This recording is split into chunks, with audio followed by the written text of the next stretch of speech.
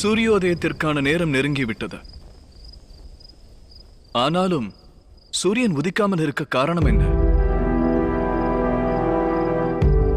யுத்தம் என்பது ரணபூமியில் மட்டும் நடப்பதல்ல. அவ்வப்பொழுது மனபூமியிலும் அது நிகழ்வதுண்டு பார்த்தா. அச்சமயங்களில் ஹிருதயத்தை காரிருளானது பீடிப்பது போல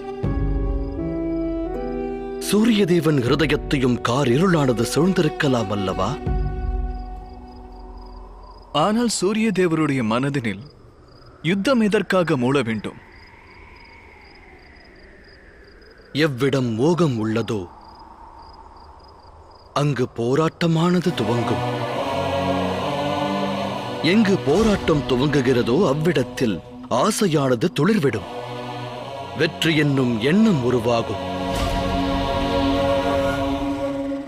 அது நம் வாழ்வானாலும் இல்லை யுத்தமானாலும் வெற்றியின் இலக்கினை 3 அஸ்திரங்கள் கொண்டே அடைய இயலும். தர்மம், தைரியம் மற்றும் வீரம். ஏனைய அஸ்திரங்கள் அனைத்தும் இம்3க்கு பின்னரே. 3ஓடு இன்னொரு முக்கிய அஸ்திரமும் உண்டு.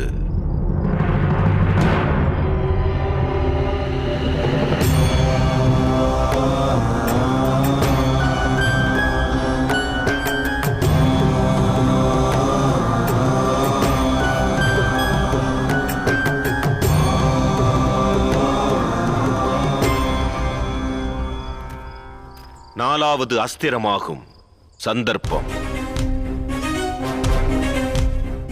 அது இல்லாவிடில் தர்மம் பலனளிக்காது, வீரம் பயன் தராது, தைரியம் துணை நிற்காது.